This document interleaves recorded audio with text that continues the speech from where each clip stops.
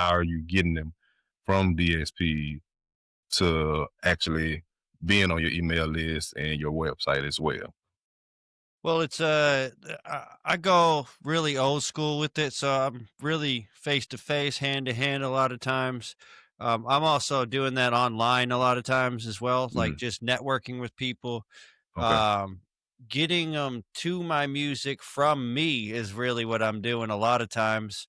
And then once they get to the music, then here's the email list, here's this and that, but it's not a lot of them finding my music and then reaching out to find me. It's more of me finding them, turning them okay, onto my music, and then, springing them down to the email list and whatnot.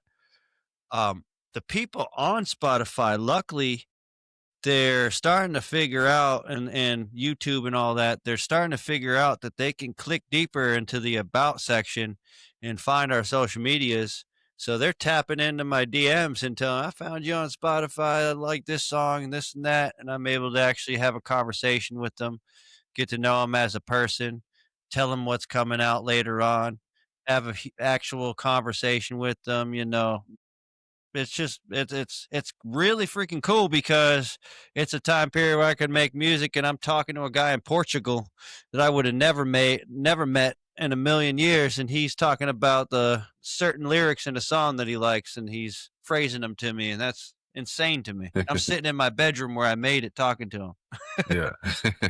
That was up, man. And like I said, definitely that's why I say it's like a calling card. But I know that they they say that Spotify doesn't really like give you analytics for it. It's like who like your song, they ain't finna give you their email and all that stuff like that. They got all that information, but they not finna give it to you. So that's why I was curious about how you were able to find them. So are you like other than Spotify doing its job to get people noticing your music, but are you like doing ads or I'm going to thinking shows?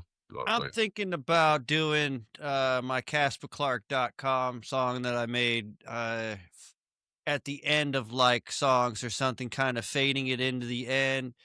Mm-hmm. Maybe later on, like I was thinking about that, but I want to grow the actual following on these platforms first because, they're, like I said, they're balancing all over the place and they're not really Hmm. steady. So Yeah. once it's more steady and I've been doing it for more years, that's when I plan to actually like use it as a calling card. Hmm. Right now, I don't want to ruin the music with those tags. Yeah. Okay. But, once it's at that point where it's like, now I can send you over to where you can get it physical because the fan base has grown to the point where I can, capitalize off of that. Then that's when I figure I'll throw those in there and, tell them, hey, come over here. Right.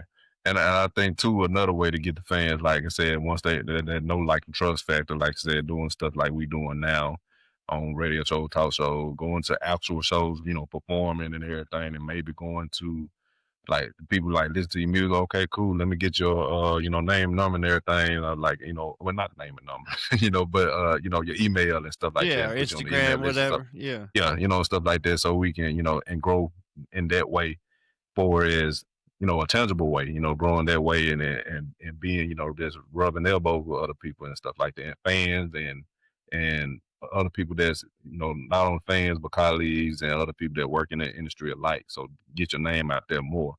I would say, You gotta be um, personable, man. yeah, You can't hide behind a desk. That's what you wanna do as an artist, but mhm, I realized that I had to step out of that comfort zone, man, and just kinda meet people, podcasting like we're doing right now and just yeah, talking, just having conversations really help for m many things for me because not only did I have, issues with mental health, like, just not really good. What do you call it? Excuse me.